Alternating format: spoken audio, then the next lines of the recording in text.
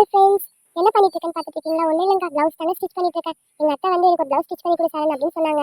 எப்படி எடுத்து ஸ்டிச் பண்ணலாம், எனக்கு ரொம்ப கிராண்டாலாம் வேணாம், ரொம்ப சிம்பிளாக வேணாம், நீ நார்மலாகவே ஸ்டிச் பண்ணி கொடு அப்படின்னு சொன்னாங்க. சரி நம்ம வேலையை நம்ம பார்க்கலாம்னு சொல்லிட்டு ஸ்டிச் பண்ண ஆரம்பிச்சிட்டேங்க. இப்போ என்ன பண்ணிட்டு இருக்கேன்னா, ப்ளவுஸ் கட் பண்ணிட்டேன். கட் பண்ண ப்ளவுஸ் லைனிங் மேலே போட்டு தனித்தனியாக கட் பண்ணிட்டு இருக்கேங்க. கட் பண்ணி முடிச்சதுனாலே அந்த ப்ளவுஸ் கலர் எனக்கு ரொம்ப பிடிச்சிருங்க. அதை பார்த்துட்டே ஸ்டிச் பண்ணிட்டு இருந்தாங்க. அது இல்லாமல் எங்கள் அத்தையோட சாரி வேறு ரொம்ப க்யூட்டாக இருந்துச்சா, சரி நம்ம அதை கூட எதனா வச்சு பண்ணலாம்னு சொல்லிட்டு ட்ரை பண்ணலாம்னு இறங்கிட்டேங்க. இப்போ என்ன பண்ணி கை கட் பண்ணி முடிச்சதுக்கப்புறம் இப்போ ஸ்டிச்சிங் போகலாங்க. ஸ்டிச்சிங் போனோடனே ஃபஸ்ட்டு எடுத்தோடனே நான் கை தாங்க ஸ்டிச் பண்ணுவேன். ஸ்டிச் பண்ணி கை தனியாக ரெண்டு கையை ஸ்டிச் பண்ணி தனித்தனியாக வச்சுப்பாங்க. அதுக்கப்புறமா பட்டி தனியாக எல்லாத்தையும் தனித்தனியாக ஸ்டிச் பண்ணி வச்சுப்பாங்க. இப்போ நான் கை தாங்க ஸ்டிச் பண்ணிட்டு இருக்கேன். கை ஸ்டிச் பண்ணி ஃபினிஷ் பண்ணதுக்கப்புறமா பட்டி இப்போ கைக்கு மேலே தையல் போட்டுட்ருக்காங்க. இந்த தையல் போட்டு முடிச்சதுக்கப்புறமா இந்த கையை ஃபினிஷ் பண்ணிட்டு எடுத்து வச்சதுக்கப்புறம் பட்டி தாங்க இப்போ நம்ம தேவைப்படும். பட்டியில் 3 லேயர் இருக்குங்க. First layer, second layer, third layer சொல்லிட்டு 3 லேயர் வச்சு நம்ம ஸ்டிச் பண்ணணுங்க. அதுக்கப்புறமா திருப்பி ஒரு பரிமாண தையல் போட்டு மேலே ஒரு தையல் போட்டு நீட்டாக ஃபினிஷ் பண்ணி வைக்கணுங்க. வச்சுட்டு முடிச்சதுக்கப்புறமா லாஸ்ட்டாக இப்போ நம்ம எடுத்து வச்ச எல்லாத்துக்கும் மேலே ஒரு படிமான தையலை போட்டு திருப்பி இன்னொரு தையலை போட்டு விட்டுருவாங்க. அப்போ தாங்க எனக்கு நீட்டாக இருக்கும். அதனால ஒரு தையலை போட்டு விட்டு எடுத்து உரமா வச்சுட்டாங்க. இப்போ கழுத்து பீஸை திருப்பி அதை கட் பண்ணி அடிச்சுட்டாங்க. ஸ்டிச்சிங் ஃபுல்லாக கழுத்து ஃபுல்லாக நீட்டாக பண்ணணுங்க. ஒரு ப்ளவுஸில் வந்து கழுத்து தாங்க நீட்டாக இருக்கணும்.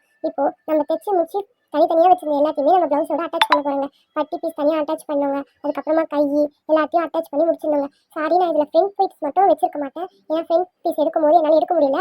அதனால் ஃப்ரண்ட் பீஸ் மட்டும் என்னால் எடுக்கல. நெக்ஸ்ட் வீடியோவில் நான் ஃப்ரண்ட் வீடியோட சேர்த்து நான் போடுறேன்.